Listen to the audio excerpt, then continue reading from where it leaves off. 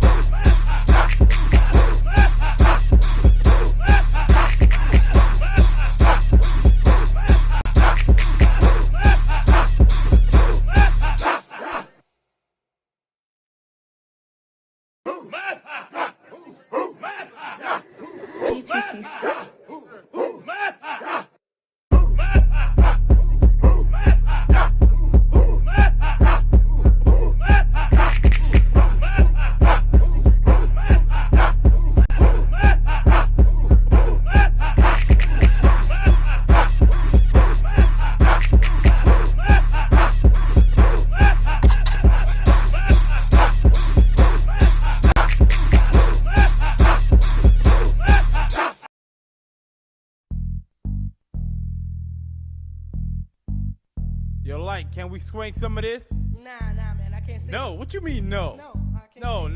No, listen. That motherfucker bull. Kiss my motherfucking. That motherfucker bull. Kiss my motherfucking. People call me Strokes, aka you know the Iceman. When it comes to sex, you know my motto, yes I can. Never will I front, pass it up, or let it walk by. And if I don't get that, well, at least I did try. I know the game PMS must run through you. You set it up so no man can ever do you. But when you need your weave done, honey, read my lips. You can beg all you want, but you get jacked. I don't play, I work hard for my money. 5, 6, 7 days a week, and it's funny. If sex is old-fashioned and you're not selling out, if you're not giving it up, you better spit that gum out. That motherfucker bull. Kiss my motherfucking. That motherfucker bull. Kiss my motherfucking. You wanna what? You must be bucking. A minute and a half for having sex, that ain't loving. You couldn't please me if you had his dick. That moaning you heard means you was making me sick. So don't front and lie like you was all out in bed. Cause when I rolled your fat over, you was nervous and scared. Mr. Love Man, you ain't. You better get your homies to suck you out. That motherfucker bull. Kiss my motherfucking. That motherfucker bull. Kiss my motherfucking. When it comes to sex, you gets no better. Cause I was on your even when you had the Jetta. It's 93 now and all that shit can pass. So stop frontin' miss, cause I want that. What you can't get, step off, there's no room. You want zoom, not in this poom poom. So let me tell you, Mr. Wyatt came quick.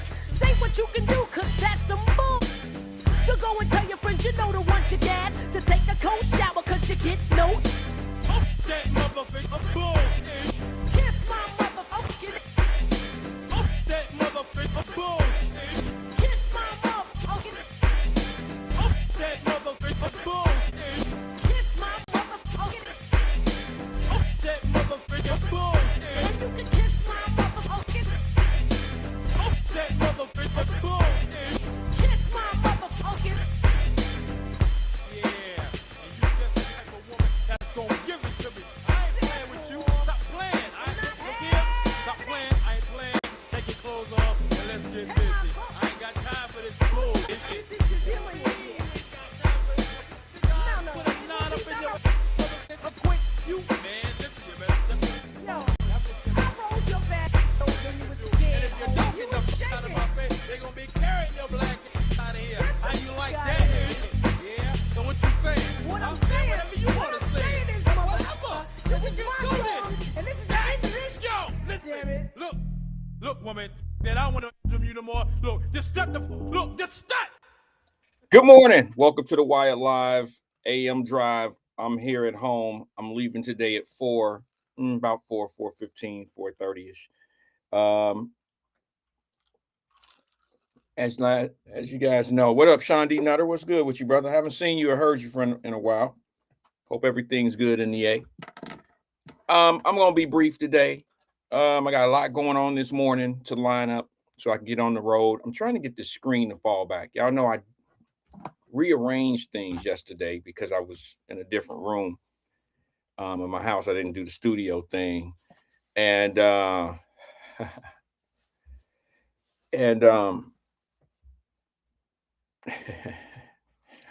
okay. DH, what's good, bro? I seen that video you sent me this morning. And hold on, let me do this. Let me get this out of here, bro. This is killing me. All right, let's do this. I don't know why this thing is like doing what it's doing. Let me scoot some things over. Let's go small.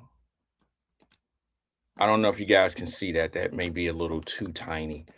So we'll make it small, do it round, and leave us a little bit of room. How about that?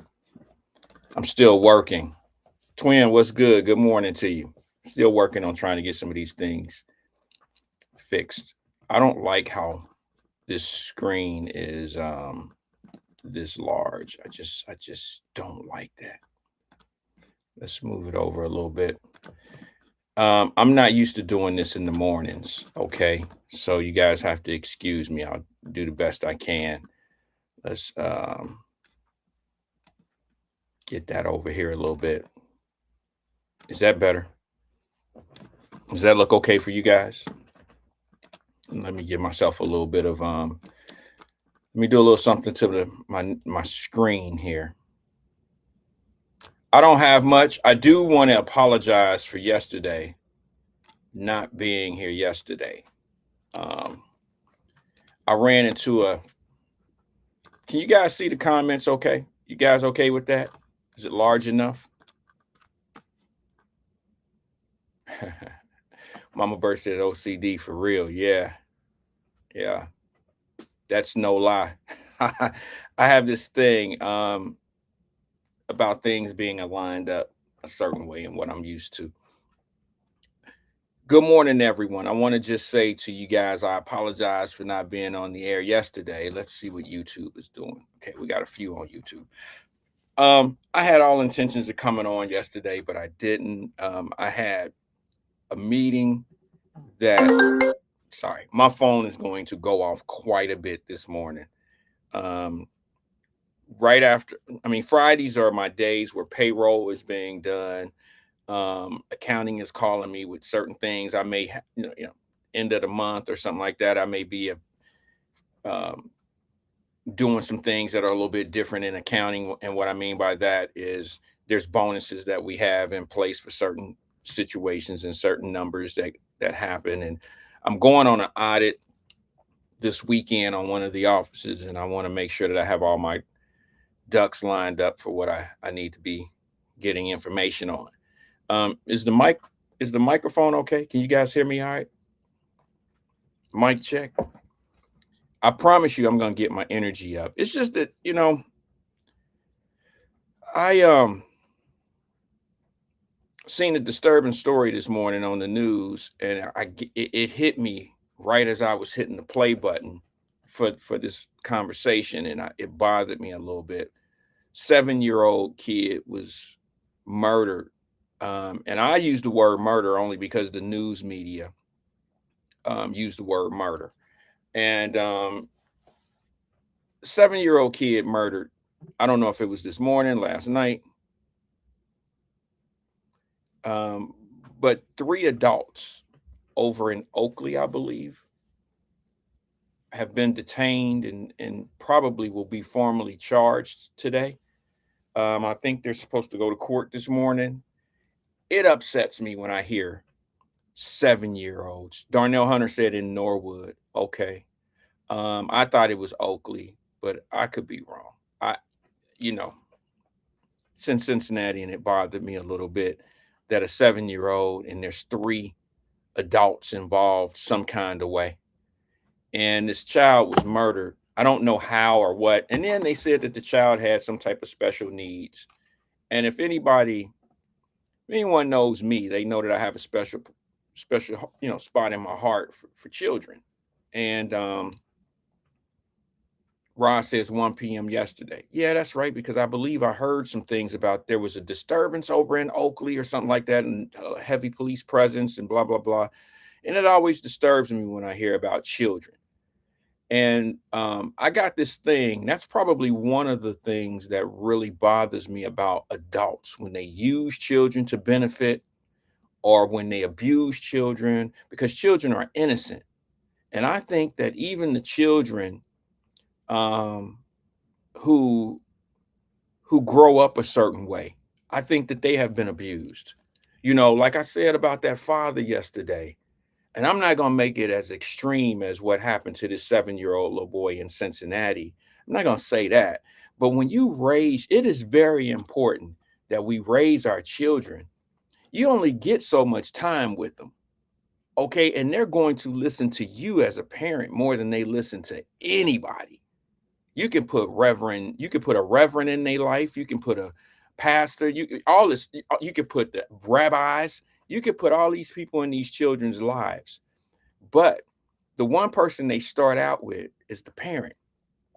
The parents start, we are the foundation of how our children are going to reciprocate information.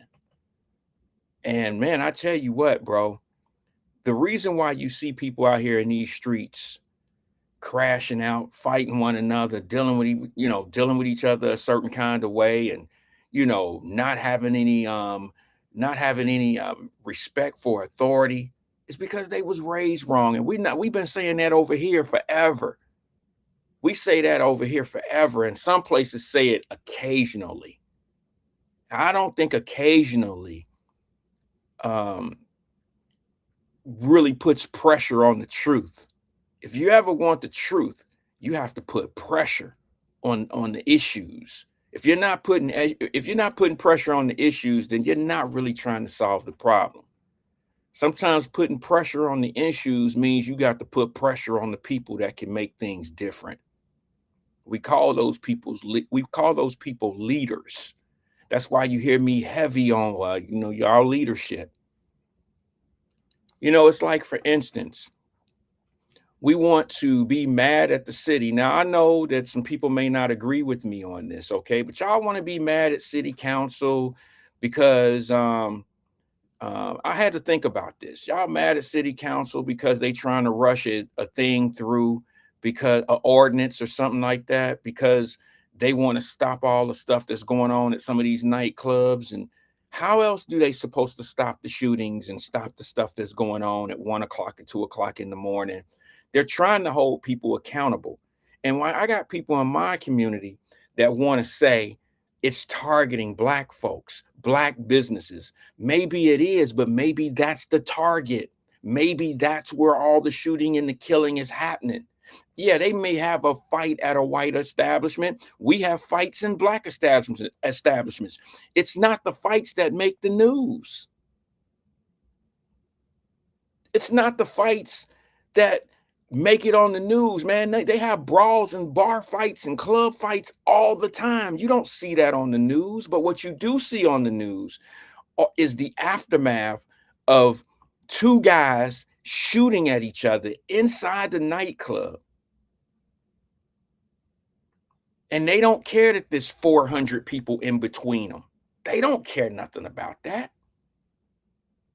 And that's not supposed to be the news. And then city council's not supposed to step in and do something to that nightclub or to the people that open their doors to that environment.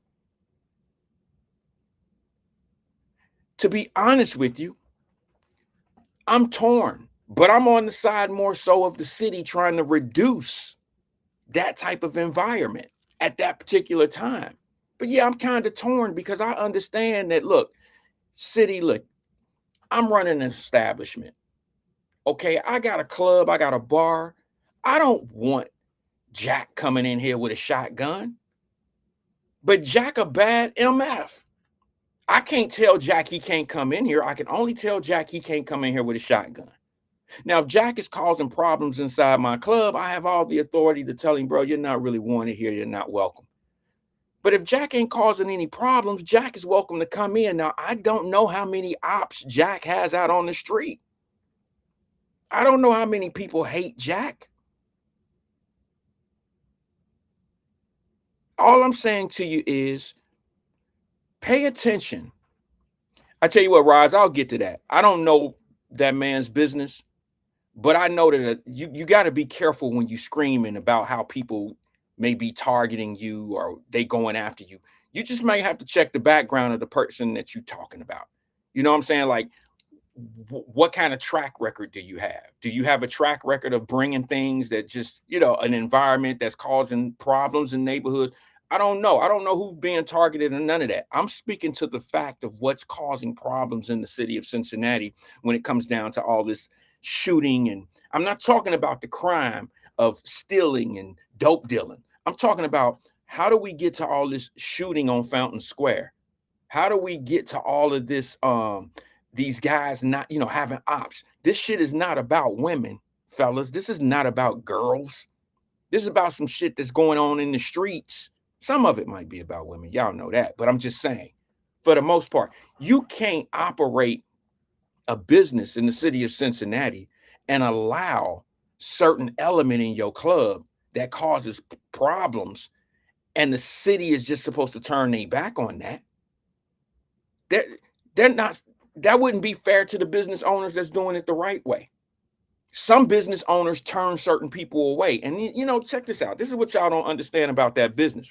I can't run a club. I don't think it's the hardest thing in the world to do, but it's not the easiest thing to do either. I got friends that ran clubs for years.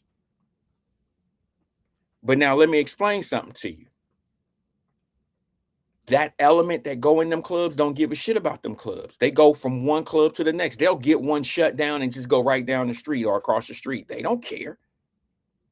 They don't care about the livelihood of the club owner. So I kind of find it to be a double-edged sword, because a club owner want to be in business, but yet they want the big money boys to come in there too. They want that certain image. They want to be that image of that's the place to be. Well, that place to be has a certain type of element that come in your establishment. And that that element are the ones that cause the most problems. So you either pick or choose, yo. Do you want to be the coolest, or you want to be the most fluent club? Do you want to be the one that got all the big boys is buying the $600 champagne bottles, or do you want to be the one that has a consistency flow of 200 to 300 people a night or whatever, a chill type spot? I'll say this just for the record. Y'all could tell him I said something about him if you want to, but there ain't no way in hell Lando gonna let that type of element in his club, because he understands the longevity. He understands this is my house, this is my home, this is my livelihood. I'm not about to let the guns and all that stuff up in here. They're not gonna mess up what I have. So he won't allow certain element in his club. So, or his establishment. Because cats that don't have nothing don't care about messing your shit up. They don't care nothing about messing his livelihood up. And to be honest with you, once they do mess it up, they just move on to the next. Now, what's the solution to the problem? Well, I'll just say this.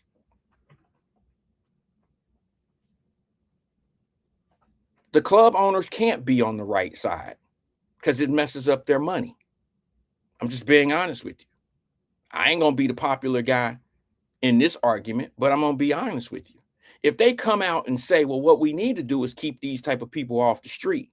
Well, you got to understand, them the same people that keep their businesses fluent, keep their business. Who else going to go to, who in the hell go to work 40 hours a week and go into a nightclub and buy a $1,200 bottle of champagne or $200 bottle of something? I don't drink, so I don't know all the Moet.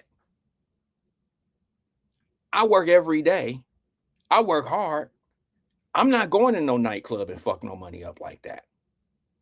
So if you're a club owner, the same people that are irresponsible with their money and who you eat off of is going to be the same person that will mess up your business.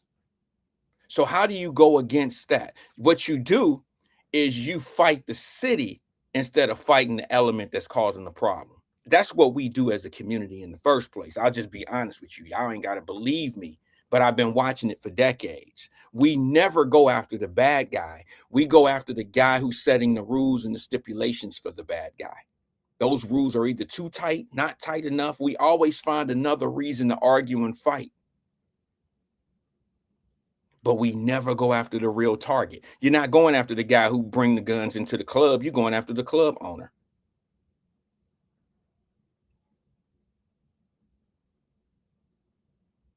You see what I'm saying? We're not going after the guys that cause the problems in the street. We're going after the police officers that have to drag their ass one day.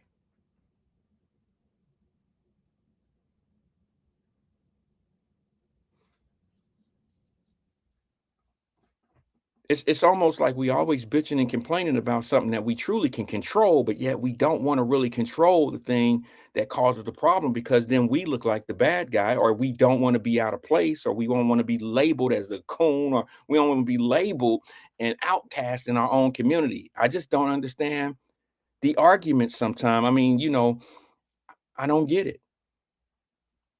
And I'm going to be honest, and I'm going to say it like this. There's a reason why every time there's an argument or a fight in the community these days, you always got a man that's standing there, but you know who's standing in front of him? There's always a woman that's in front of him on the microphone saying the most. Because our men today are weak. We're just weak. I'm gonna say we, because I'm a man. I might not be part of the weak club, but black men are weak today. And what makes us weak today is the fact that, we don't stand up to the right shit. We stand up to whatever make us look good because we just have a lot of insecurities. And the number one insecurity in my community is not being able to take care of yourself, or not being able not having any money, always wanting to be the man, always wanting to be this, always want, and we're willing to sacrifice the best shit in our life and just to be popular somewhere where it don't really even matter.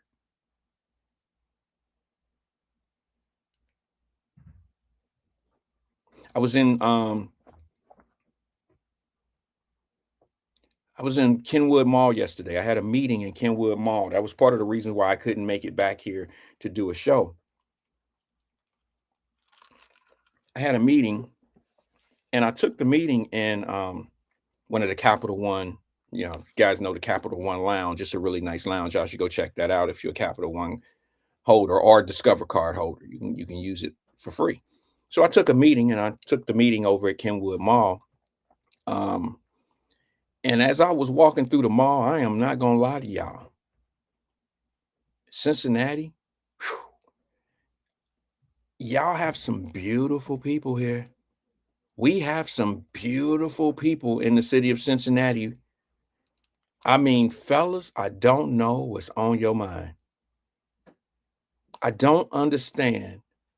And I kind of get it. I was once young. I was a young, vibrant dude and blah, blah, blah, and bling, bling, bling. But I've grown up and I understood that a lot of the things that we chase are just not good for us. And it's so much out there. I don't understand how some of these young brothers don't grab on one of these little girls that they are they are really nice looking. They're younger. Y'all can grow together. You can form something together. I don't understand why you want them all. I don't understand. I used to ask this question of myself because I have some friends that I grew up with, really nice looking girls, ladies, women. And I grew up with them, and some that I just met as an adult. You meet them because of the line of work or whatever, or you see them at an outing or whatever. Beautiful women, beautiful. And I wonder, why do they stay in packs? Why do women go out with women? Why? You're too beautiful to be with a pack of women. I mean, where's your man at? And these women don't have men, don't have men. And I'm saying to myself, what? And I used to say, I could see why she don't have a man, because she's been drug. You understand? She's been through a lot with dudes. She's been with a dude. He ran up her credit. He dogged her. He did this. He did that. That it was a bad match. Maybe she chose the wrong dude. You know what I'm saying? Like, maybe they're just personalities don't match, or whatever you want to call it. Something's just not clicking. And I used to put it, sometimes I'll be honest with you, I used to just put it on the woman. I used to be like, man, yeah, she didn't been through a lot. But think about what I just said. I just said that woman's been through a lot. So she's damaged. Wait a minute. Wait a minute. If you're in a car accident and your car is damaged because of someone else's fault, someone hits you from behind or sideswipes you, and you take your car to the shop, the body shop, and now it's been redone and repainted, and now you're driving the car, it just don't feel the same. It never feels the same after the accident. Your car's been damaged. Is it your fault that your car is damaged? No, I'm riding around in a damaged car, but who damaged my car? Somebody hit my car. And all I'm gonna say to you fellas and ladies and gentlemen, we got too many damn damaged cars riding around here. The women, they're damaged. And you cannot blame the woman for being damaged.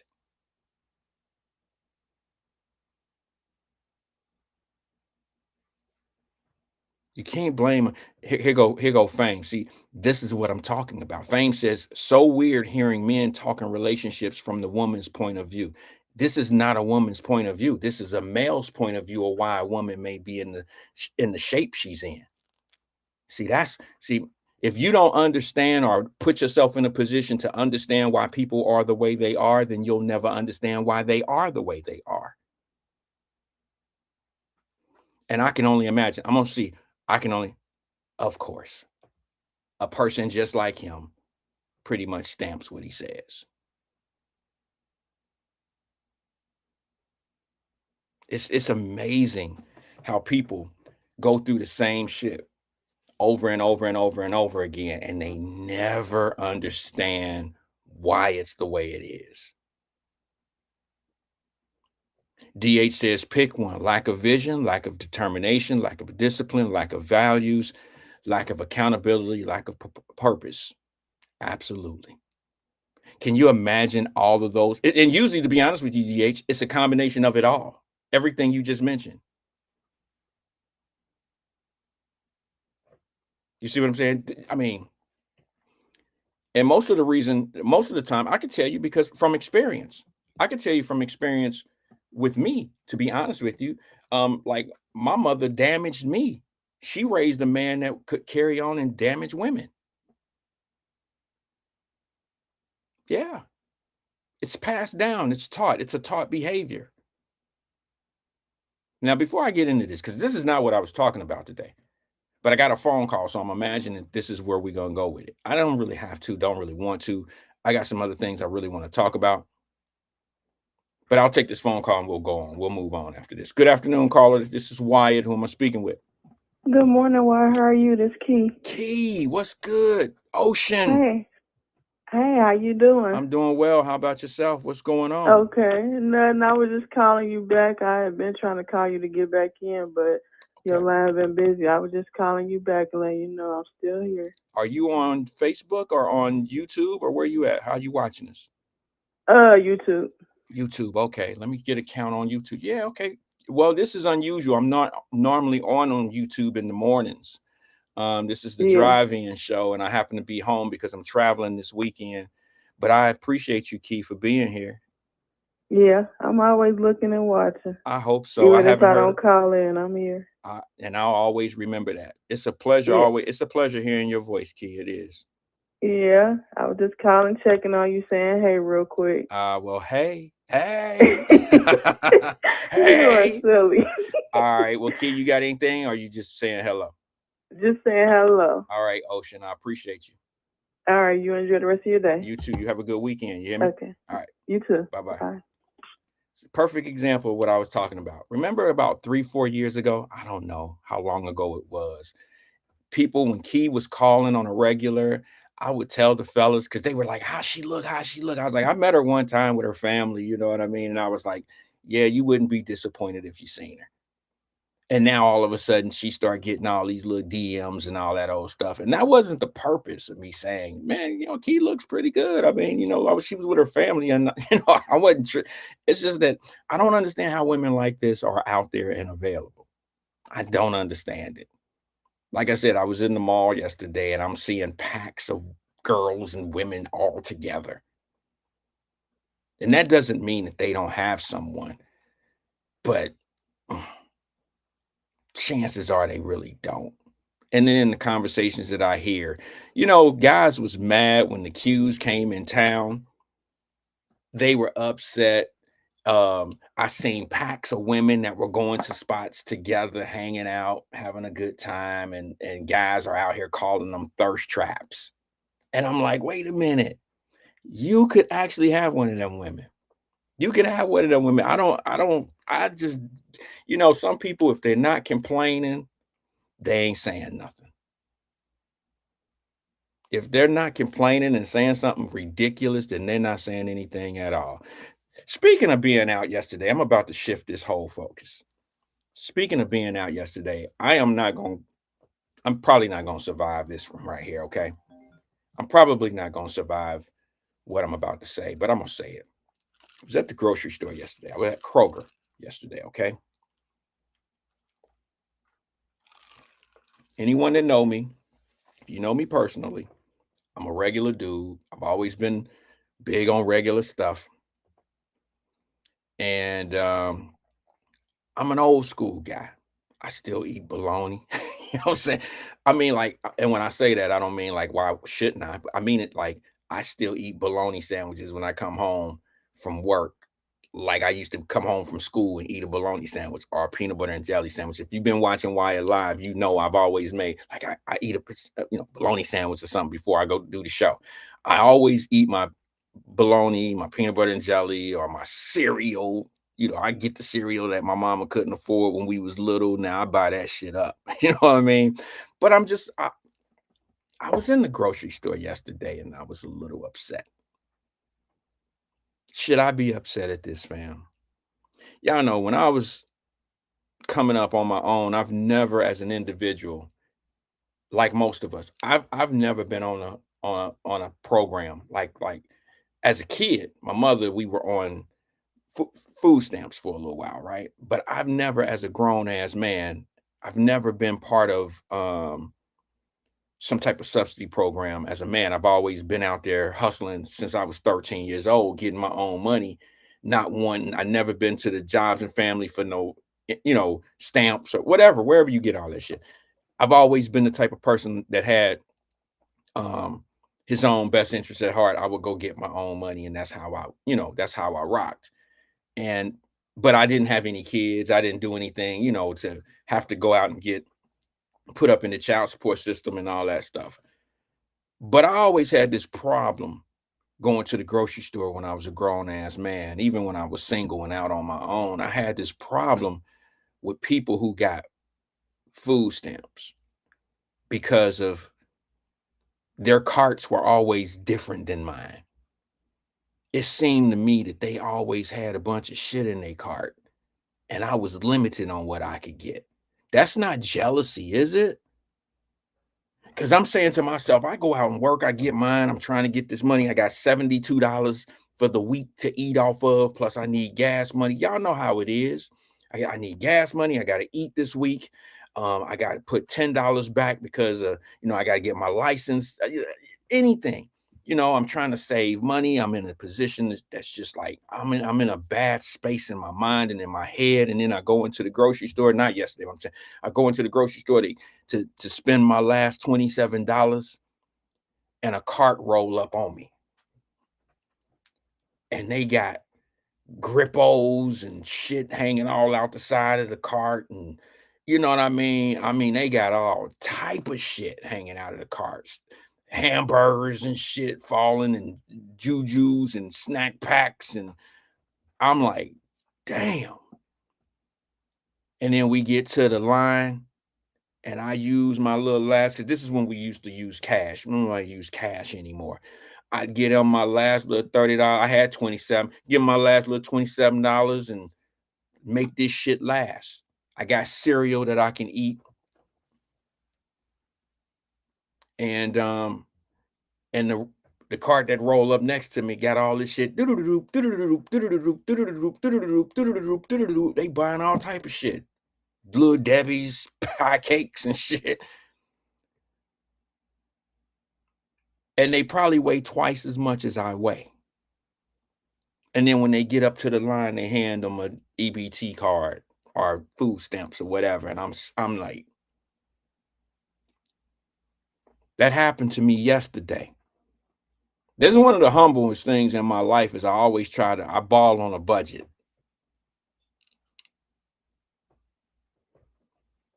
I ball on a budget. Like when I go to the grocery store, y'all remember when we were talking about this 2-3 years ago on Wyatt Live, and I'd be like, bro, I'm spending $72 I went to the grocery store. I spent $72 and I had 2 little plastic Kroger bags. Remember when I was talking about the economy and I was like, man, ain't nobody worried about this shit? I spent $70 and came out with 1.5 little plastic ass Kroger bags. And I would even take pictures of the receipt. You know what I'm saying? I'd be like, look at this shit, yo. And what really used to pop off in my head and really make me sick is people who would roll up next to me in the carts and have tons of shit, you know, I don't know if that's jealousy or if me just looking at the fact that, you know, every time I pay taxes or whatever, my money go towards making your cart fat and I'm eating bologna. And there's nothing wrong with bologna. Y'all got to understand, I choose to eat bologna. I still eat bologna and ham. And matter of fact, me and my wife, I fixed BLTs last night. Y'all know what I'm saying? I didn't have the lettuce, but we ate homemade BLT double deckers last night, and I fixed that shit. You know what I'm saying? I fixed that shit. Did the bacon, boiled the eggs, did the whole nine. We had BLTs homemade, sliced them down the middle, double deckers. Ooh, I can't wait to eat the leftovers today. I'm gonna take one on my way to the airport. I promise you. But yeah, exactly, AK. Lobster, crabs, and steaks and shit. They in there talking about some, let me get 2 pounds of wings. I gotta buy frozen wings. That's how I was coming up. I'm buying frozen wings. You going to the deli. We pull up at the damn cash register and you bringing out a EBT card. That fucks with me a little bit. That mess with me a little bit. Should those people starve? No, this is not about starving. It's about limitations. You know what I'm saying? Let me show you what I'm talking about. I took a picture yesterday. Let me see if I had the right one. All right, let's try this one. This is actually me in Kroger yesterday. No bullshit. This was me inside of Kroger's, and this lady who I know, I've seen her plenty of times. This is not this. When I show you this cart, this is how her cart is every time I go in there. My cart, I get what I need. I'm still balling on a budget, but you'll be able to tell my cart because I'm a Captain Crunch guy. If you see the boxes of Captain Crunch, that's me. When you see the cart that can't even hold a pack of Now Laters in it because it's so damn full, that's her cart. When she go to the checkout lane, that checkout lane, her number is gonna be probably $400. When I go to the lane, it's gonna be under $100. When I pay, I'm gonna use my debit card, and it's gonna come directly out of my account. When she pay, she gonna use a card that's gonna come out of all of our accounts. And I think we need something different going on here. Check this picture out right here. I took 2 snapshots. I snuck that shit. I did it like this. Check this picture out. Tell me if I'm wrong. Now we at the deli. We're at the deli. That's my cart with the Captain Crunch, and of course, yeah, I'm, low. I don't do real milk. I don't do milk. I do lactose tolerant milk, and I got my cream for my coffee in the morning. But look at that lady's cart ahead of me. She got so much shit in her cart that she can't even put a pack of Now Laters in there if she had to. Here go a better shot. I'm gonna show you a shot under the cart. See what I circled? See what I circled there? That's her cart. She got steaks and T-bones and fish and shit under the cart.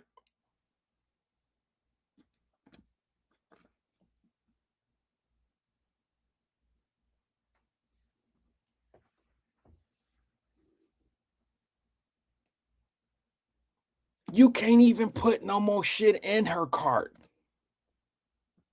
Look at that. Now you could see the lady at the cart right there. I'm salty as hell. I ain't gonna lie. She got $400 worth of food in there and she gonna pay.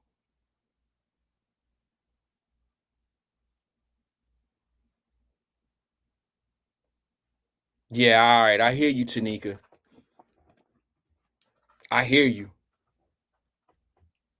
I'm glad she can feed her family. I'm glad we can feed her family too.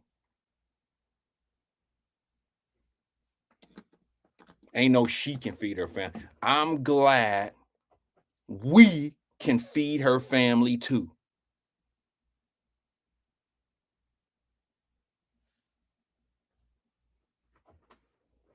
Now, y'all can get mad at me if you want to.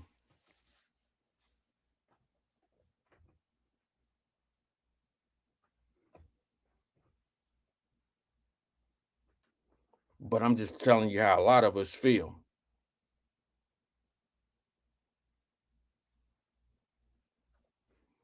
And y'all know me, it ain't about no color thing, because I seen them same type of carts going through Dorothy Lane, not quite that big. I ain't even gonna lie. You can't, you can't, they don't even have a cart that big at Dorothy Lane's because they know better. The small cart that you have at Kroger, the small one at Kroger, that's the large cart at Dorothy Lane's. But Dorothy Lane's take EBT cards as well.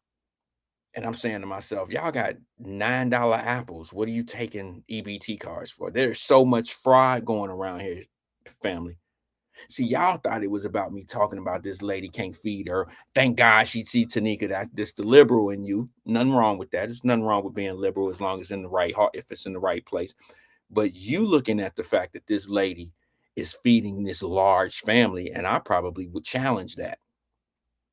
Because I don't think large families eat T-bone steaks and shrimp and shit like that. I think that is more of a fried truck, to be honest, or fried cart, to be honest with you. I don't think people that are on fixed incomes and budgets like that, who trying to feed large families, buy 3 or 4 steaks, T-bones and shit. I don't think they do that. Those were $27 steaks, $42 roundhouses. That got fried written all on it. Now, just for the record, just to make some of y'all feel a little bit better, because you love to attack what you don't really understand. You know what I'm saying? Just to let you know, that woman happened to be white. Let me just make you feel the way you need to feel now. She's standing right there next to the cart. I wouldn't dare take her picture, like a facial. But you can see, if you look on the left-hand side of the cart up top, that's the lady right there. She ain't feeding no large ass family. She in there scamming. She using tax dollars, your dollars and my dollars, and she killing their ass. And my thing is, it be in these areas that you least expect. See, this is what I'm talking about when we start talking at poor people and we go fight for this type of shit and we think we fighting for us, when in fact, what you doing, you fighting for a bunch of people that's taking advantage, and they got our face on it. You talking about the kids, you talking about the poor, you talking about this, and it be them.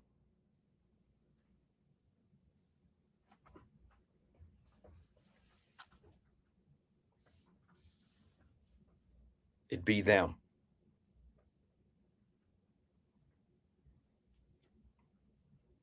Let me go to the phone lines real fast. Good afternoon, caller. This is Wyatt. Who am I speaking with? Sorry, I think they hung up. See that? See what Tanika saying? Tanika don't even understand. I hear you, sis, but you're lost in this one. You're lost in this one, sis. This is not about children. You know what I'm saying? What children you know eats T-bones and roundhouses, and who do that? Who feed children? That was grown-up food in there. You know, there's a difference between, you can tell people who feeding families. You buy the big boxes of cereal. You don't buy there's a difference between, look, there's grown-up cereal and then there's children's cereal. Children eat shit like what I eat. Captain Crunch, Fruit Loops. They don't eat Total. They don't eat certain types, non-sugarish food. They don't eat food like that. You can look at a person's cart and tell if they're a healthy person or not, without even putting the person in the picture. If you put a cart next to one another, you can pretty much you can tell who this person is by the way they shop.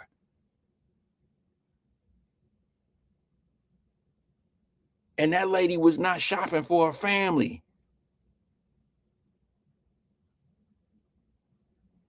2 pounds of wings is not a big family. 2 pounds, I can eat 2 pounds of wings sitting back watching a football game. At B-Dubs, if you think about it, that ain't nothing but a 10-piece.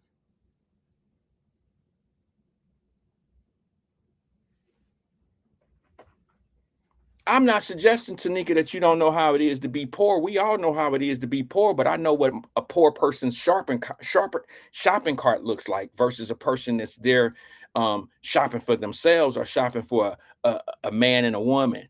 I mean, you can tell an adult's shopping cart versus a mom who's shopping, single mother shopping for 6 or 7 or 8. You could tell the difference. You know what we used to get when I was a child? I didn't get the Captain Crunch. You know what we got? We got that Kroger brand when it was a plain big ass, looked like a freaking garbage bag of cereal. And they called it Crunch, not Captain. Crunchy. They called it Crunchy. And my mama would be like, boy, it's the same thing. It tastes just like it. Y'all know that. Y'all, if you grew up like that, you know what I'm talking about. Boy, that shit tastes just like the shit they got. You just don't have the Captain on the box. Stop tripping. That was my mama. Mama, ain't no Captain. Where the Captain at? Ain't no Captain on here. Boy, you don't need no Captain. It's the Crunch. You want the Crunch. You don't want the Captain. Captain don't mean nothing. It's the Crunch. You know the difference between a shopping cart meant for children. If I go to the grocery store, when my wife and I go, you can tell there's adults in the building. Now, they might say they might have a child. No, that's the child in me. I'm going to get the small box of Captain Crunch because I can now. See, there it is. But all the other stuff, if you look at that lady's cart, she got wheat, rye bread. This is stuff that grown-ups eat. Children, you ain't shopping on no budget, buying no wheat bread and shit. You get the longest, cheapest Kroger brand bread you can get. You don't get a designer. Listen, she got designer loaves of bread in her cart. Fuck out of here. Stop playing. Let me go to the phone lines real fast. Then I want to get into something as soon as I get over the phone call. Good afternoon, caller. This is Wyatt. Who am I speaking with? Hey, what's up, Wyatt? Twin, what's good with you, brother? How you doing this morning? I can't call it player. Great show this morning. Thank you. I like this morning show because it's a get me up, get your day started type. You know how the ABC Today and all that Good Morning America come on. Okay. But we right here in the land, man. Right here in the city. Okay. And everything. So I kind of like this, man. And don't get used to it. Don't get used to this. Don't get used to this type of format. I might do the morning thing. You say don't get used to it? Yeah, not this format. How we are today, because I can't do this every day. But I might be able to do the ride to the office. You know, I can't. No, I'm talking about. That's what I'm talking about. The ride to the office. Okay. It's just like it, but you hear something to do important and everything as a businessman. So I'm saying I like this morning get up. Okay. Well, I appreciate 8 o'clock. Got you. Okay. Yeah, that's what I'm saying. What's on your mind today, though? Man, first of all, man, prayers to the 7-year-old in Oakley, man. Yeah, that's horrible. Twin love the kids, and that kid was, mentally, whatever, had a mental problem, handicap problem type situation. Got you. And, it brings tears to my eyes every time I hear about a little shorty either get murdered like that or get abused like that and everything. I didn't even know nothing about it till you said it and mentioned it. Yeah, it's today. on the news I watched the football game yesterday, Hall of Fame game, and my man wasn't on there until you brought it up. I said, oh, wow. Yeah, I'll go back and check it out and everything. But, man, it's a hurt feeling, man. Yeah. And everything. But 7-year-old kid killed, and we don't know the circumstances. And everything. Hey, Wyatt. Hey, you know the update of about the promoters about that meeting they had at 2:00? 2:00 yesterday? Yeah, I think they, Jay Rogers put on his platform, everybody meet up at 2:00. I don't know, bro. I didn't get the memo. They didn't send it to me. I mean, what else? I don't know what they're gonna do. I mean, what they gonna do? Go up against City Hall? I mean, what are they trying to say? We talked to Tierra Powell yesterday. I think she had a lot to say about the situation. I I told don't I don't know if the city doing them wrong or whatever the well, case may what else they be. gonna say? What else they gonna say, bro? What else they gonna say? Of course they being done wrong. Um, That's just how it go, bro. I mean, now I mean, were they done wrong a year ago? Were they who is going to stop the stuff that we talk about that's menacing to the city of Cincinnati? If they right. don't do anything, the clubs are going to continue to do what they do. I don't Yeah. think that it's just the residents of the community that are complaining. I think that the police department probably has the data that they need to know where the biggest problems are coming in the Yeah. city and where these problems are parking themselves and they go into certain areas. Now, what if I'm understanding this properly? Tierra Powell came in and argued more of a selective enforcement type of an argument. I can't argue that because Yeah. I'm not in that industry and I can't say that my bar is getting Yeah. hit harder than the bar down the street that happens to be a white bar or a Mexican bar. I can't make Yeah. that. I don't know. But what I can tell you is I'm not hearing too many shootings going on at the Mexican bar down the street or in Fairfield. I'm not hearing too Yeah. many shootings or, you know, drive-bys or 32 people getting shot outside of these white clubs. I'm Yeah. just not seeing that. Are you? No, the Or wait a minute. If it remember is, remember north side of that white owner who okay, owned that building, he shut it down. right, right. And that's because the city starts to put punishment on those guys. So that guy would be the counter argument of what you're listening to now. If a white dude and the place over in Kentucky, it might not have anything to do with Cincinnati, but that place in Kentucky who allowed promoters to come in and throw shows, he just shut his whole program down because there were too many disturbances at his building. When he allowed promoters to come in and they were shooting and fighting and doing things that was Yeah. disturbing the community's peace and contributing Yeah. to the dysfunction of, you know, all the stuff that's going on, the man said, I can't do no more. I can't have no more. Remember the Yeah. shooting of the guy Yeah. who had the messed up eye? Him and the guy was shooting it was a rap concert at one of those events. That happened to be a white-owned business too. Yeah. I'm Exactly. sure they faced fines and penalties. But here's the Yeah. thing. He only owned the building. He owned the venue and he allowed promoters to come in. So if you're a white business owner and Hmm. you rent to rent, I don't know if rent out the space to a promoter, you know, that business owner may not get shut down versus saying, hey, the city may tell that person, hey, you have to be careful who you rent your outfit to, who you rent your venue to, because they're bringing this certain element. And some of these Yeah. promoters have been kicked out of these venues and they have to use Yeah. somebody else's name or somebody else's production or whatever in order for them to Yeah. throw their thing, because they do run the shop. Once they rent your venue, they run security. Now, if Yeah. I have a venue, I'm going to run my own security and you have to bring in security. Depending on the size Mm. of the venue or the event, there may be some stipulations by the city, which there usually is, that you have to have off-duty police Yeah. officers. Hey, why your car was on excitement yesterday, man? My car was on the what? On excitement. You could have put some more groceries in there. Bro, what you talking about? Your cart, man. You Oh, my order. cart. Oh, You shit. bought up 3 little products you Shit. had: lactose milk, Hold on. coffee, and what are steaks and all that. Hold on. Twin, I ain't gonna lie to you. I thought you said, why was my car on something somewhere? I couldn't make No, yeah. out. You said, why was my cart? Okay, my bad, bro. I was at the deli getting my meat. Pause. I was at the deli picking up my stuff for my BLTs and stuff. Hey, Wyatt, that girl was stealing, man. Who? I hate to say it. That leg, them steaks at the bottom like that, she was stealing. Think so? I know so, man. I watch cameras and everything. Yeah, that's kind of suspicious to put them T-bones and all Because that stuff at the bottom. hey, come on, Wyatt. Anytime you put something like that detergent at the bottom, Yeah. they about to steal.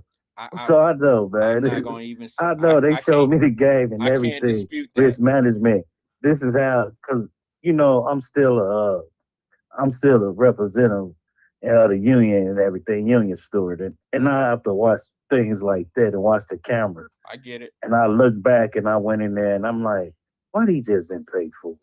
And I don't want to, agree with the risk management guy and everything and fire the guy, but you caught red-handed, man. Ain't no choice. Was like, hey, he fired for stealing. I have to review and look out for people. And I'm like, Oh, this was an man, employee.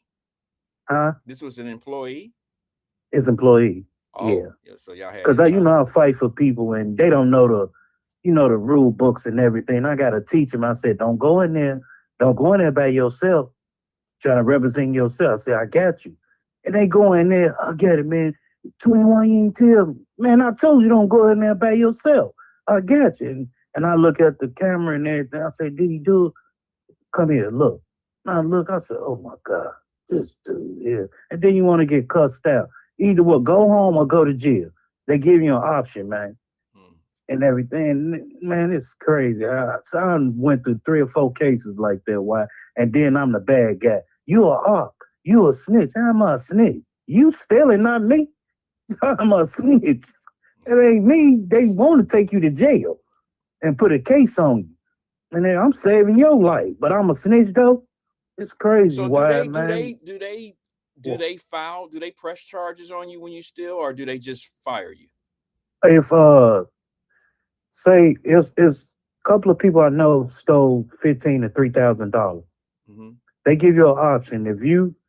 They can press charges. If one got press charges on because her mouth, she ran her mouth too much and want to be smart. She got press charges on, and the other ones, hey, pay this back in a certain amount of time, and we won't put this on your record. They give you an option. Why? Because they don't, Kroger's billionaires, man. They got money. But it's just the principle of it. We trusted you. You signed a little application that, you see somebody stealing, you won't do this and all that. Your agreement and your sick John Hancock on that application, whatever, agreement paper. Yeah. And they look at it like that, and man, they don't really they give you an option. Put it like that, Wyatt. They give you an option, a fair chance and everything at life or whatever. They don't want to do it, but if you trying to get smart with them and all that, they don't have no choice but to lock your ass up. Hey, twin, I Now just you got get- a post. I just got a notification on my phone. There was a $1.1 million bond put on the 7-year-old's mother who was killed in Oakley. I just got that. Jesus Christ. Well, yeah. Oh, the kid passed away, Wyatt? Yeah, allegedly. I mean, from what I'm hearing, I don't know what cause of death or anything, but probably got some really good evidence if they got $1 million bond, $1.1 million bond. Yeah, they got some good. Man, God almighty. Man, that's sad, man. That's sad. Yeah, they got a lot of evidence or something like that. Why? Yeah, it's probably a smoking gun case, so to speak. Yeah. No pun intended, but I'm just saying it's probably something that's pretty obvious. So yeah, I don't know the case. I'm not in court today. Yeah. I have other things going on, but I can only imagine it's probably Are you going to the tennis thing, Venus Arena down here? I am. My wife and I and the kids, my girls are coming in town, and we're gonna go to the Cincinnati Open. It's called, and we're scheduled to be there. I forgot the date. I don't know. They got a lot of they redid that place up there, man. They was showing. I saw it on the news yesterday. Yeah. I was going inbox you and like I know why it probably going. Yeah, they put like $40 million into that place few years ago. Yeah, they put a ago. lot of millions up in there, man. Yeah. Renovation. Few for the years ago. community out there. Yeah. I mean, I find it weird that they have that much money for that tournament that comes here. They don't use that thing for anything else. Just that tennis tournament once a year. So it's not open like all year round? No. Oh, I didn't know that. I thought it would be like local people playing tennis there. No. There is a local kid from Cincinnati who I seen him on there yesterday. Yeah. And it's across the street. This place is up in Mason. It's directly across the street. Kings Island. Yep. Right by Kings Island. Yeah, I've seen it every time I used to go out there. Yeah, that's all I gotta say, Wyatt, man. Keep it up, man. Twin. Let me ask 8 you o'clock holler. Twin, what you say, Wyatt? Let me ask you a quick question, because I'm gonna play this video about the kid, about the parent, the dad that had his boys at the swimming pool, He's Yeah, in you from Chicago. the remix from He's yesterday. like from Atlanta, but he had a trip to Chicago. Did you see the clip? Did you see the Chicago? Yeah, Excuse me. Did you see the I clip? seen. Okay, okay, When Shorty started crying, I just shut it off, man, because Dad was wrong. okay. All right. I ain't Yeah. know because I'm gonna show this video, but I'm gonna show a different video. It's Okay, someone, you know. okay. All right, bro. Well, I appreciate you Oh yeah, engaging, man. man, you be safe, you and your family, everybody in the chat, man. Be safe, man. You too, bro. All right, Enjoy Wyatt. your weekend. Be safe. Okay, Wyatt. All right, brother. All Talk right. to you. That was Twin. Yeah, the video. I told you guys I was gonna come on at 1 o'clock yesterday and show you the video, and I did not have time. I had a meeting yesterday and it ran over. And I was not able to come on at 1 o'clock yesterday. But what I had a problem. Maybe I should describe the situation first and then tell you what I have a problem with. The man went to an Airbnb, posed as being a resident. You're not necessarily a resident of a complex because you are a tenant for a day or two. That doesn't make you a permanent resident. You're not on a lease. You're on a contract with an individual that owns the property, right? So he takes his kids, his young men, his young fellas, his sons on a vacation to Chicago. They stay in this place, really nice complex.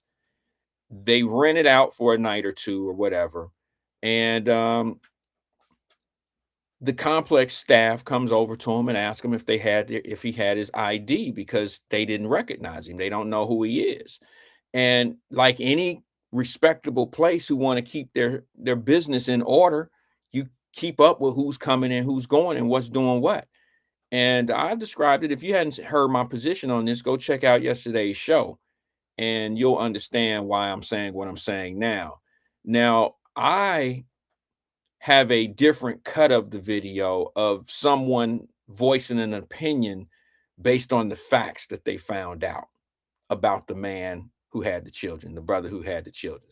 Like I said yesterday, I don't think that this father is a bad guy. I just think he's teaching his kids wrong. I think we get in our feelings every time something happens, and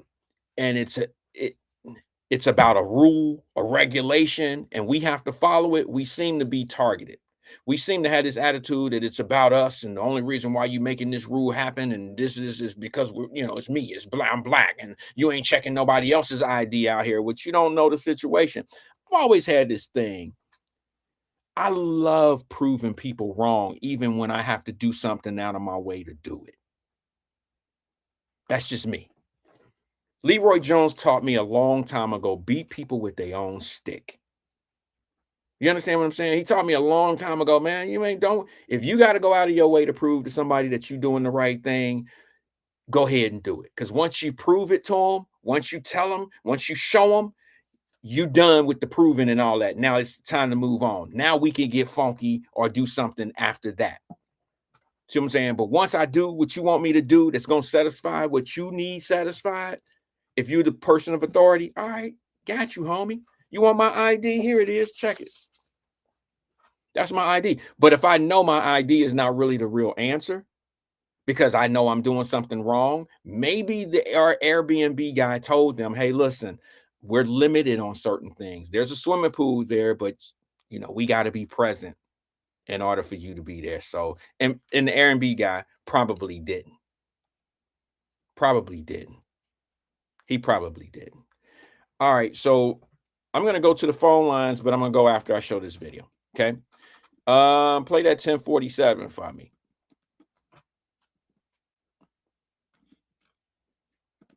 Who said that? Wait a minute, hold on. No, you know what? I'm not gonna play this video because someone came in here. Vernon Jordan fucked it up for everybody. He came here. Yeah. The video, please. I'm going to the phone lines. Good afternoon, caller. This is Wyatt. Who am I speaking with? Hey, Fame Rothstein, the deluxe edition. Hey, Fame Rothstein Deluxe. What's good with you? Ooh, boss. You can't call another man deluxe. That's why it says deluxe edition. I said Fame Rothstein. What did I say?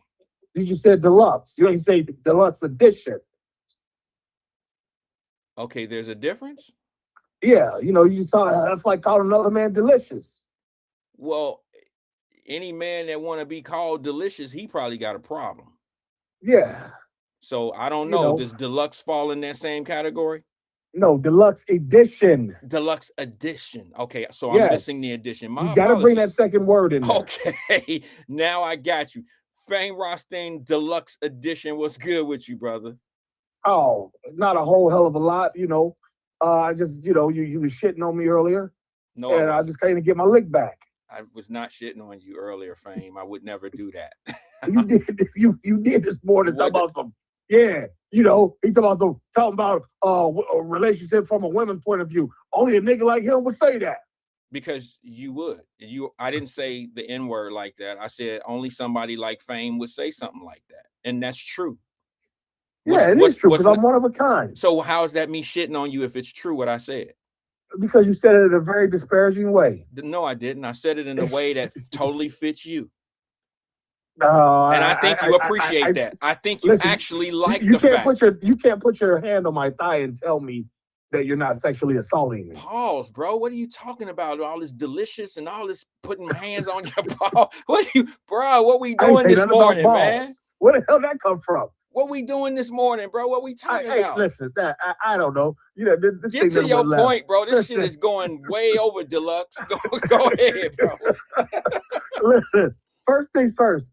I thought you were kind of spot on when you were talking about homegirl in the cereal in the grocery. Yeah, that's part of our 80%. Go ahead. I'm sorry. No, I said that's part of our 80%. Go ahead, though. Oh, okay, yeah, but as far as but like I said, you know, my thing about relationships at this age on your particular audience. Mm-hmm. You know, talking about relationships, it's like I just find it to be pointless because we're all so old. We're a bunch of old ass niggas over here. Everybody. Well, everybody on your show. I don't think you have a listener under 40. So we're pretty much on our last legs of our relationships or on our last relationships anyway. Well, I disagree with that because I believe Key is younger than 40. I just bring up one that first one come to my mind. She ain't called in 2 years.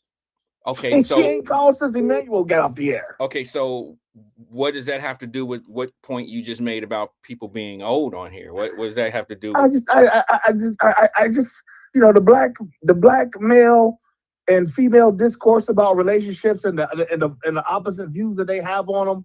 I just find it to be it's tiring at this point. You know what I mean? It would be tiring to an old motherfucker like you.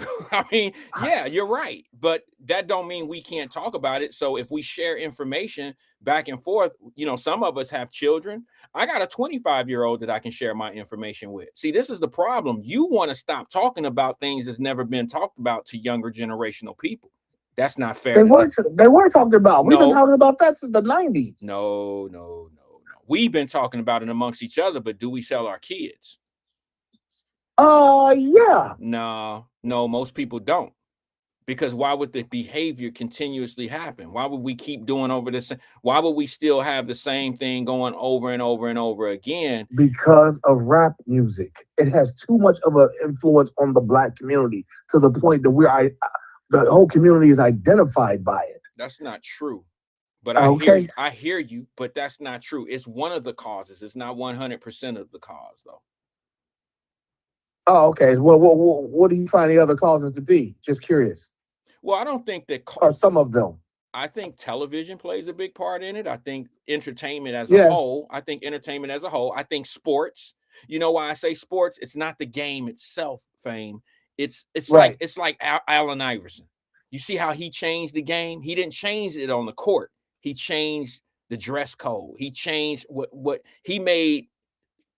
He made a lot of our kids want to be like him, not necessarily on the court, but off the court. Off the court, be a complete malcontent and non-citizen. Exactly. And see how, and I think he was a dope basketball player, but I think he did a lot of damage to the community because now you got him and a lot of other NBA players repping a certain culture.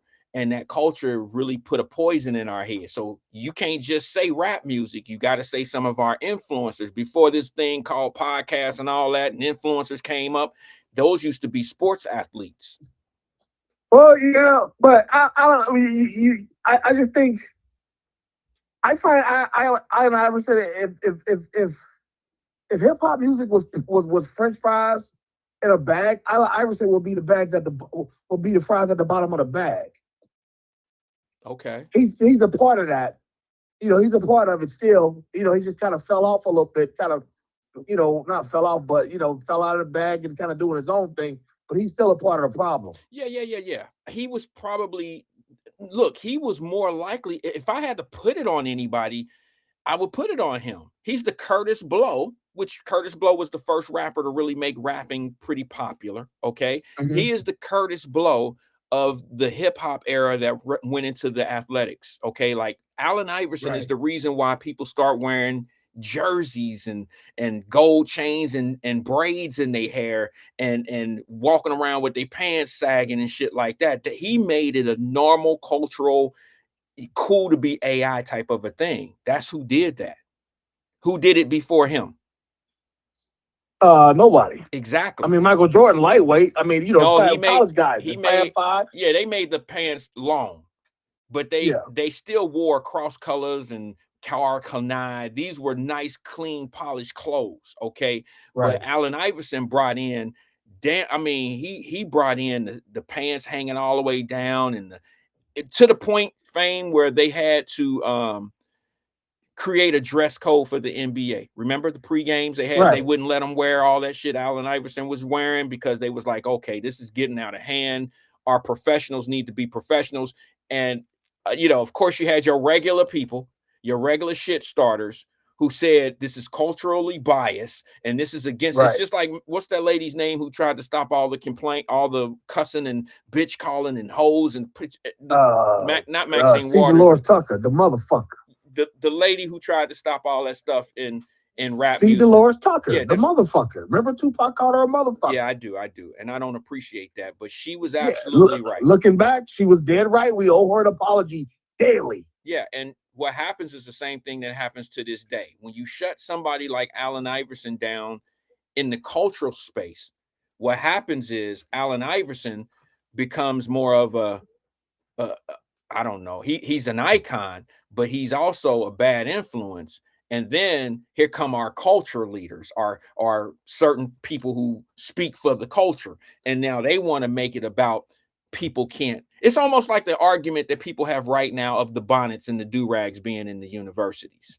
Mm-hmm. See what I'm saying? Well, You got these, exactly. He's a part of that. exactly. Wearing do-rags for no reason. That's funny because I just saw a young woman. What's today? This is Friday. So Tuesday night, I saw a young woman at the UDF on Cheviot Road. It's about 11 o'clock at night, 10:30, 11 o'clock.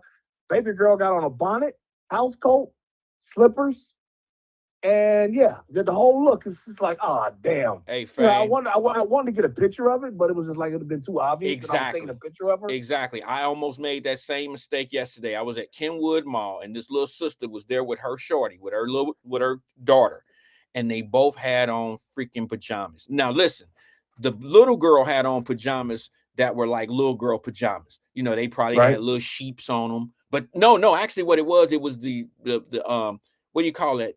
Not snake skin, but leopard skin stuff. But hers were more like, okay, innocent leopard skin stuff. But guess what Mama had on? Mama had on a black bonnet with the leopards. With not, bro, this was not even, it was, I can't even call it pajamas. It was what women wear in a grown-up relationship at home when somebody's coming or when she wants to look nice for her man. This was pajama top, pajama bottom, but the booty short pajama bottoms. You know what I'm saying? Right. And the top that matched the pants, and it was a short sleeve with the V cut here, and she got a bun. Bruh, she looked like she should have been sitting in her dining room waiting for her husband or her boyfriend to come in to say, "What's up, babe?" Or she's meeting him. Other than the bonnet, she looked just like that. And I'm saying to myself, I really wanted to take a picture of that. But bro, that would have been so disrespectful. And I did not want my That's a picture like that don't even belong in my phone. Okay, not Right. when you're a family man. So I was gonna No, take you send that to your daughter. It's like, hey, if I see y'all dressed like this, I don't care if you're 25 or 55. You're out of my will. Yeah, and you know what? They already know. If I have to send I don't even have to send my kids no picture like that. But bro, I'm telling you, Fame, this young lady had on shorts. You know them silky pajamas with the short set with the booty, butt, ass, cheeks Yeah. hanging out. She wore that to the mall, bro, with a bonnet on, and her daughter was right there with her. But Right. hers was the leopard skin, long sleeve, and the long sleeve pants. She wasn't quite at ratchet mama yet. But if you walking around with your mama like that, it's just a Right. matter of time, bro. It's just a matter of time. And I don't understand. And you Exactly. got people that will defend the bonnets and the do-rags, and they don't even understand that that's the Allen Iverson of that whole movement right there. They don't even understand it. You're exactly right. And see, yeah, feminism, anything that white folks try to put onto us or accept us for, You better watch out. they go, exactly. It's a jokes. Watch out. It's really not good for us. Yeah. Feminism, those feminists, telling those women it's okay to walk around looking like that. I'm not gonna say it's a bad person, that will wear a house coat and do-rag in the middle of, the UDF, but it's just feminism kind of told them that's okay. And here go the thing, bro. I'm gonna say something that a lot of people ain't gonna like because this is us on here. There's a few Latinos on here. There's a few white people. There's a few, whatever. But I just don't see white girls at the I didn't see any white girl. Now I seen some white girls and white and black girls all kind of dressing kind of skimpy. The young girls like to wear these shirts that come up here and then they got their belly button pierced. They all do that. It seems like they all wear the same type of stuff. But I very seldom see them wearing. I've never really seen them wear what this young lady had on yesterday, and she was with her daughter. I'm sorry, I didn't mean to cut you off, but you kind of live in high society. I don't live in high society. I was at Listen, Kenwood Mall. please. Your house in Westchester, your neighborhood in Westchester, your neighborhood in Florida. These are, affluent neighborhoods. So you're not going to see that type of white lady. But over here in Bevis, Grove Beezy, White Oak, I see white ladies with bonnets, with their little, with their two biracial kids. No. They've got bonnets too. Hold on, pause. I'm not suggesting that white women don't wear bonnets, bro. That's not what I was saying, because I know they do. I know I believe that culture is not a black culture. Okay, that's just a culture. It's a trifling culture. Yeah, it's a culture. I know. Bro, I don't know why you think. You don't think? This is where you had presented it. I just wanted to clear it up for you. You said because this is us on here talking. It ain't where you're from. It's where you at, bro. And I don't know why That's people true. think that because you move out the hood that you lost the hood in you. That just don't happen. You feel me? Like I ain't trying. But I will admit, extra digit on your physical address kind of takes you to a different place. Yeah, that's where I lay my head. You absolutely right. And would I go back to the hood to live? I wouldn't go back to the hood and live if the shit was rent-free, tax-free. I heard that. You feel me? And I ain't got nothing. See, if I never grew up in the hood, then I probably wouldn't be allowed to say that. But you can't get mad at somebody who grew up there and worked their way out. And there was a reason why you work your way out. It's the same reason why illegal immigrants are working their way into this country. You see what I'm saying? They working their way into this country, and they probably would never go back to their country because they didn't like the experiences that they had in that country. And they found better opportunity when they lay their head. And that's just how I see life. Indeed. That's very poignant. Let me just say this before I go. Go ahead, bro. You were talking about Tierra Powell. Yeah. I lose respect for her daily. Why? I just because I see a young woman. I mean, she's not that young. I mean, she ain't a hag yet, but she's 37, 38 years old. Another listener that's under 40.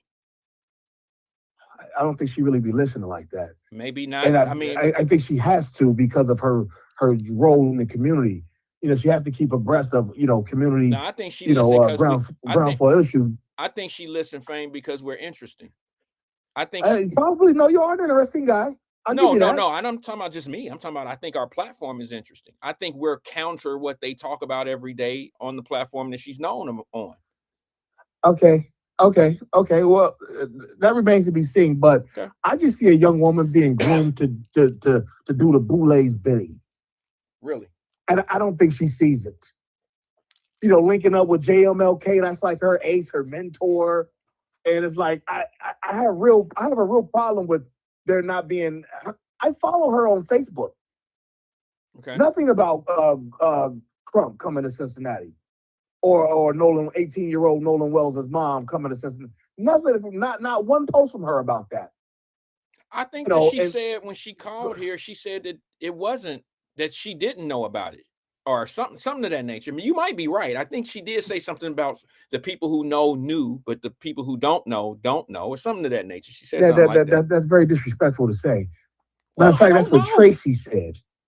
Huh? That's what Tracy said. The people who knew. Okay, like I if said, you I didn't know, don't. you don't know, or whatever she said. That was if I remember right, you might be right. Ms. Powell was giving some cockamamie excuse, but and the thing she was on the radio talking about yesterday about them breaking up clubs and shutting down clubs and all that kind of stuff. It's like I'm not mad at somebody telling black folks I can't have you out here drinking and fighting every damn night that you're here. It's like I just didn't find that to be that let me just pertinent say of an this. issue for her to go on the radio to yap about it. Let me say this. I don't know if this is in defense of her, but I'm going to say in defense of what I think they're talking about, because there were people, talking about this. For me, looking on the outside in, what I'm hearing in their argument, Fame, is that they feel that there's selective enforcement. They're not arguing that there's no issues and no problems. They just think that they've been singled out, that certain black bars and black restaurants, black establishments face more penalty or are asked to shut down, or their liquor license may be taken. But the white establishments that have problems, they don't face the same punishment. Now, I asked her yesterday, I don't think she may have heard it, but I said, where's the data that proves that? Where's the information that shows that? Hold on. I'm sorry, go ahead. What? Good. I'm sorry. Go ahead. Go okay. ahead. I thought I was asking, like, well, where's the data that proves that? Because huh? Right. See that. But see, my thing is, whether or not they selective enforcement or not, clear the shit up first. Then talk about selective enforcement. Yeah, I agree with that. And here's the other thing: the ownership plays a big part too, that a lot of people don't really talk about. Like, if I own a building, and I lease it to you, Fame, and you make it a nightclub, okay, they're going to shut you down. They're not going to do anything to me. They'll penalize me at a certain point if I continue to have certain renters or tenants in that space. But really, the burden falls on you, the person who's doing, like, it really fall on me. And then I have to pass it over to you, because it's like, hey, the city is telling me I got to stop. I'm a nuisance. My building is a nuisance. Now, I can't allow you to continue to rent my space. And then they turn around and, Fame, you listening? Yeah, I'm listening. Okay. Sorry about that, bro. I hear somebody talking. Go ahead. I'm sorry. I didn't know if I was you or not. But it seems to me like we're doing a lot of renting and not a lot of owning. And when when you're in a renting position, the punishment is a little bit different than when you own the building. And I haven't heard that argument yet. You see what I'm saying? Right. I haven't heard the differences in the argument, but it's easy for people that don't understand. I hate to say business, but when you don't understand all of that, it looks selective. It look like people coming after you. I don't even look, that don't have to be what I stand on. I look at it like this: bar fights are going to happen, but what is the outcome? What is the disposition of that fight? Baseball, football. What actually happened? See what I'm saying? Did somebody get hurt? Did somebody get killed with their gunplay? What's going on in your bar fights versus my bar fights? Okay. Right. When you at the Bengal game and there's a fight, okay, are we shooting? You know what I'm saying? Was somebody found in the river face down at the stadium due to this fight? Or if you have a bar fight over on 4th Street, I'm going to use Lando as an example. If Lando has a fight in his club, knock on wood, at his winery, if he has a fight there and two guys get into it You'll never hear about it on the news, but you'll hear about it on the news if one of them guys end up dead down at the river that same night. Right. You'll say, hey, whoa, this shit stemmed from the bar. Let's go pull the tape. And now the bar is included in the conversation. And now it's a nuisance. You know what I'm saying? It's a problem. Let's make sure that we comparing apples to apples when we talk about, when we're talking about punishment. Because if they fighting at the Reds game, fighting at the Bengals game, and it's a fist fight, I can guarantee you it's damn near a fight in every club in the city of Cincinnati that don't even make it to the news, or you know what I'm saying, and we not worried about it. It's a scuffle and they break themselves up and everybody go home. Okay, yeah. Hey, sorry, Wyatt. That's a couple of things going on at once. I can tell. I can tell. I gotta hop off here. It's always a pleasure. We'll chat it again this afternoon. All right, brother. All right, B. Talk Be to you safe. soon. Thank you. That was Fame. I got time for one more call if you want it. I got 2-3 minutes before I get up out of here. I want to thank the few and the two that came in and say hello to us this morning. I will not be on this afternoon. I think Fame said, see you this afternoon. Fame's not going with me out of town, and I won't be here at 1 o'clock. I'll be back on Monday in the morning and in the afternoon, God willing, as long as I get to my destination safely and I get back safely. I should be on in the morning on Monday and be on in the afternoon. The drive-in show seems to be, it's pretty fun. Ali says an establishment is only going to be as good as its management. I totally agree with that. And the owner of the building is not necessarily the manager of whatever the business is. I have property that I've leased out to companies, and they're totally responsible for everything. The HVAC, they're everything, the security. I even allow, there's been places and times that they have done things like subcontract. Like they would go out and do a rental of the property themselves. They may rent to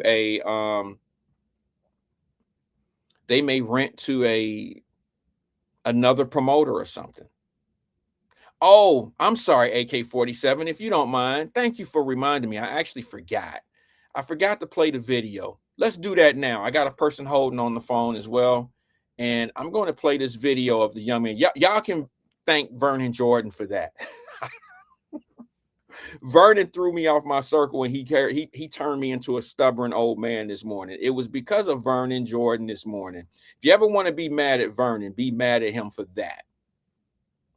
And y'all know I mess with V. I mess with him, but since he talking about some yeah, play the video, I had to do what I want. I had to just do something different because he was on some different shit.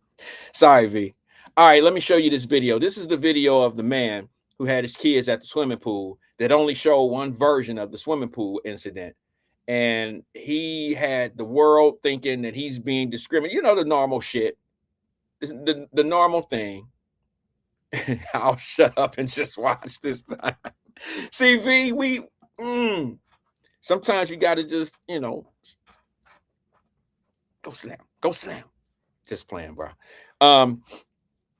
These are the type of videos we got to stay away from, because these are the ones that get you up in the morning, you watch it, and you go to work mad. You go to work all angry. Your supervisor might happen to be white, and then white people hate you because you watch shit like this. These people don't hate you. They ain't got time for your little games and blaming them for the ways of the world. Check this video out. A little bit of answer here to that video that's in the Wyatt Live Messenger group. Check it out. But our residents here. But this is the real truth. Recap on what happened yesterday. So I'm gonna record this. So I'm sitting out here with the pool with my children. I'm the only black man out here. There was a brother that was at a pool. He felt disrespected. He felt like he was being mistreated, felt like it was injustice because he was black. A filmmaker from Atlanta, so he had a trip to Chicago. He doesn't live there. Okay, so we made it to Chicago. How was the flight, Kingston? It was great. The brother landed with his family and went to the place that they were staying at. The place that where they were staying at was called the Arden.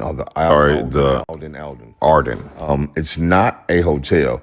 It's an actual apartment condo complex. It's a residency. Very expensive, very high end. So he's obviously staying with a friend, using a friend's apartment, whatever the case may be. Hey, peace and blessings. This is your boy Leo Sullivan. This is our last day of Chicago. Yesterday there was an incident. I think we handled it very well. Karen made us lead. Now that we established that he was a visitor, that you see in the bylaws, you have to be, you can have a guest, but you have to be present all the time. So with him and his children being there, they asked him, yo, who are you? I'm this person. Well, show us that you're the resident. And he couldn't produce that. That's why he didn't want to show his ID. Y'all. Not to make us call the police on us. We ended up having a fabulous time in Chicago. Unfortunately, when she called the police twice, because when I went to go ask her name and information, she said I was weird, and she wouldn't give me her information, her name, but she called the police on us and called us weird.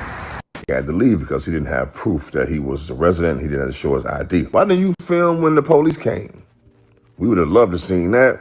Why didn't you film when you went to talk to her? So if we go visit a friend, they're not in town, we're using their home, we go to the pool, and we know certain kind of rules and regulations go on, but we try to get around it, and it don't work. It didn't work. Let's not put it in the name of racial discrimination. Come on. It just didn't work. Be a G about it. It didn't work. It's cool. We got it off. Me and my kids got to go somewhere else to swim, or I got to, make an adjustment.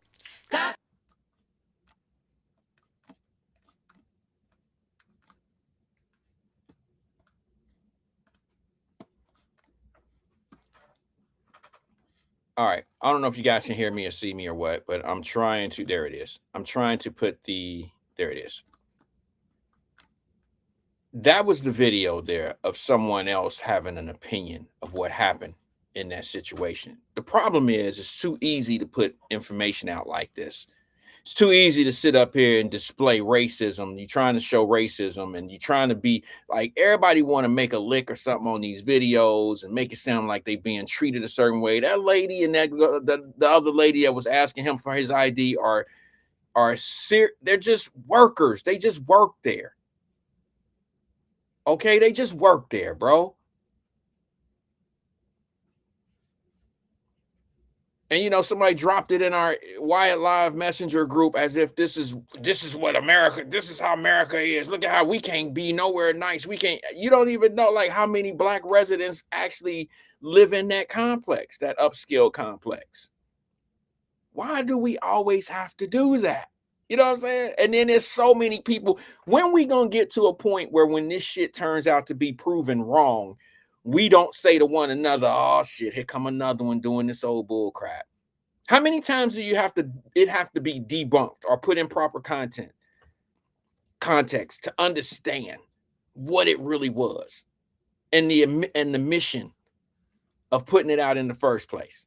When are we going to understand that people will do anything just to be seen or heard, even if it's not the truth?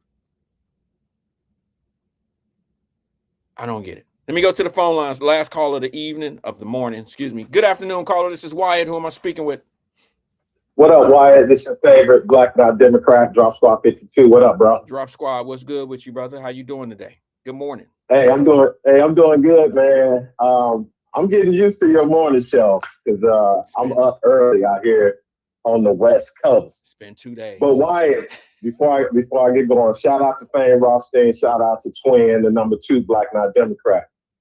Wyatt, you and that brother who got on there and called out that father at that condo complex, that is why I give you your props, okay? Because it is 2026. We got TikTok, Instagram, Facebook, X, Kick. You got True Social. You got all these sites now. And it's people, the OGs that go way back when they used to put Al Sharpton and Roy Ennis on the Phil Donahue show. and you laughing, you know what I'm talking about, right? Yeah. It has always been the counter to these race hustlers and these poverty pimps. But today in 2026, like I've always told you, it's money in Black pain and suffering. Absolutely. And these young people, they call them what? Vloggers. They call them influencers. These people know how to play the game to make the money. Roland Martin going through something right now where his private life got out and he been extorted. And this girl, Tasha K, she making millions off of this. I'm familiar with it. I'm familiar with it. Okay. I'm familiar. And then, of course, another outstanding Black man on the internet, Brandon Tatum, the Officer Tatum show, he catching hell over the Nolan Wells case because he exposing the race hustling and the poverty pimping that's happening in the tragedy of that young man's death on Horn Island in Mississippi. Right. So they mad at again, they mad at the man who took the trip to go talk to the kids and show up at the so-called crime scene and hear from the other side. Now he's the sellout, the coon, and all that old shit. Al Sharpton nor Benjamin Crump would even go to the crime scene, nor did they ever go try to talk to any of these people, nor will they even have a conversation with somebody like Brandon Tatum who might ask them certain type of questions. But you know what Benjamin Crump did? Drop. You know what he did? What he showed up in Cincinnati, Ohio over the weekend. Guess who he had with him? It was the Omega. It was the Omega Phi Psi. They had a convention here in the city of Cincinnati, right? And he showed up because he's a Q, and he had the Nolan Wells. He had the Wells family, Nolan Wells' mom and his dad. I mean, what the fuck? In Cincinnati. That's money. That's money. They making money. They hustling. But here's the thing, bro. Check this out. The thing that I thought was a little disrespectful, just to be honest with you, is the anniversary of a young lady got shot. The anniversary of this woman who got shot is today. Okay. She had 5 kids. Walking home from work. She gets shot in the back. And nobody knows her name. And we're on the anniversary of her death. It's been 1 year. And nobody's talking about that. And nobody's bringing that energy to the city to stop the crime that's going on amongst each other and some of this wasteful shooting and killing. They're not talking about that. You know what I'm saying? It's just. But see, Wyatt, it's just like you said when you were talking about the brawls and the fights that happen in different venues and the outcomes of those fights and brawls. You just said it. There's hundreds of fights that happen in bars across the city that never get reported to the police. They don't. And it's the same with Black people being killed and murdered at the hands of other Black people. You don't hear about it unless the race hustlers and the poverty pimps come in to try to make it a racial issue so they can raise money off of it. You can't raise money off of Black on Black crime. Okay? You can't raise money off a justified police shooting unless the cop is white. If it's a Black cop that kills a Black kid on the south side of Chicago, you ain't gonna see the race hustlers and poverty pimps there because you don't have the racial dynamic. Same with the brother at the pool place. And again, Wyatt, you got people, Black people out there that have been listening to people like you, people like Larry Elder, people like Roy. They go all the way back to the 90s. Even during the Martin Luther King days in the 60s, it was always a counter to the race hustling and the poverty pimping because, again, it comes down to the Black family, okay? And the brother, again, the father who was with his kids on this trip, that's a beautiful thing. But he had to try to, I don't know what his intentions were because, like you said, he didn't show the entire encounter. It took the brother to put on TikTok the bylaws at that community pool. Right. Or that complex pool. So, again, Wyatt, that's why I say, bro, you keep doing what you're doing because it's very rare that people like yourself is going to have somebody call or tell you, oh, Wyatt, thank you for your information. You helped me tremendously, and you're right, and they're wrong. That is just not going to happen, Wyatt. But you got to keep doing what you're doing, brother, because you get something out of it by passing on this information to people. So you keep doing what you're doing. And again, shout out to the chat, the OGs. You know who you are. And I'm going to let you go ahead and finish out the show. You might have time for one more call before you get out of here. And y'all be safe in them streets and watch your back.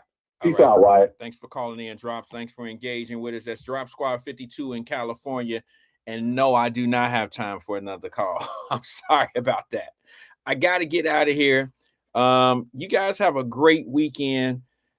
Enjoy safe pleasuries and things. And I don't know what's going on this weekend in the city of Cincinnati. I won't be here for it. But you guys make sure you watch yourself. Take your time to take the time to say something or do something nice for somebody this weekend. You'll be surprised how you could change somebody's day. You could change the day by just doing something kind and sometimes just opening the door for someone. It can be something very minimum. I don't know. Enjoy. I'll be leaving the city around between 4 and 4:30. I'll be back on Monday morning. We'll ride and we'll talk. Peace and love to everybody, man. Everybody just hold on. You understand what I'm saying? If you're going through some things, find somebody to talk to. Stop holding things in. Peace and love to everybody, man. I'll see you guys Monday morning on the Wyatt Live Drive, AM Drive, or whatever we gonna call it. And then I'll see you at 1 o'clock on Monday. Peace and love to you all.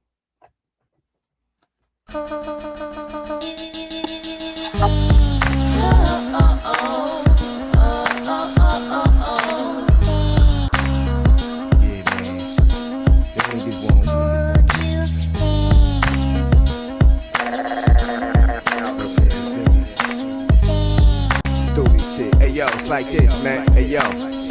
When it come to text, I'm similar to a menace. But old dog sniffing cane couldn't fuck with the damage that I do to a bastard. Keep fucking around, won't be nobody strong enough to.